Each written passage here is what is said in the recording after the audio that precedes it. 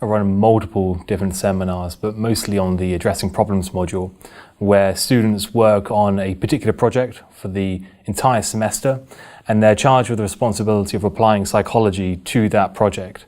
So they work in small groups where they have to apply the content that they've learned from other psychology modules to address this particular problem. So the one that we have this term is if there was a flood in Southwark, and they can apply psychology to any element that they choose of this problem at any different time scale. So they can choose about how psychology can help to improve the situation before the flood, so preparedness, during the flood, the emergency response, or after the flood, so issues around how you'll deal with all those displaced people, the trauma of the flood. So they have a lot of control over how they decide to apply the psychology, but the key thing here is that they're applying subject knowledge to address a real-world problem.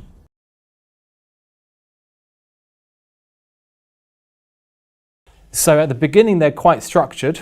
So we encourage students to first think about how they're going to define the problem, and then think about all the different aspects of psychology which they've learned and how that could be applied in multiple ways to this problem.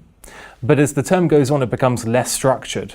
So the students begin to get more responsibility themselves for the development of the project.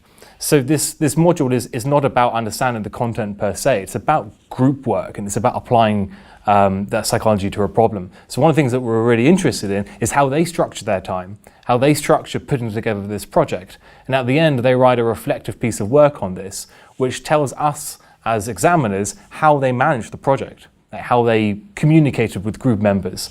So we leave a lot of that up to them because it's part of their assessment, it's part of the learning outcomes.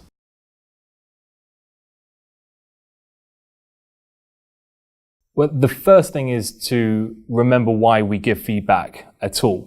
And it's so that the student can understand what they're doing well at and where they need to improve. And so some people think feedback's all about telling students what they're not good at and what they need to do better at. It's actually also about telling them, hey, you're doing this really, really well, keep on doing this. It tells the student that they're performing well and they should continue in that same way.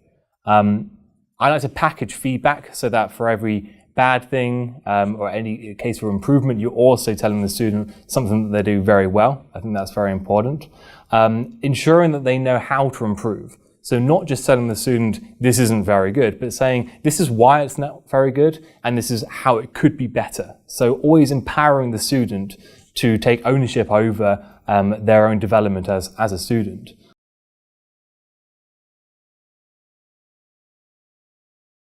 From students and from staff as well. So we're constantly looking for feedback on our feedback. The feedback from students has been positive.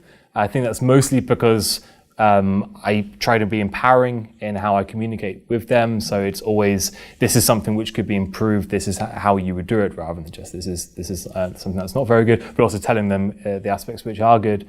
But also working with them at their level. So you wouldn't take a student who's almost failing in an essay, for example, and giving all of the feedback that they would need in order to get a first. It would be too overwhelming. So you've got to be proportionate in the way that you give feedback, so it's working within their zone of development.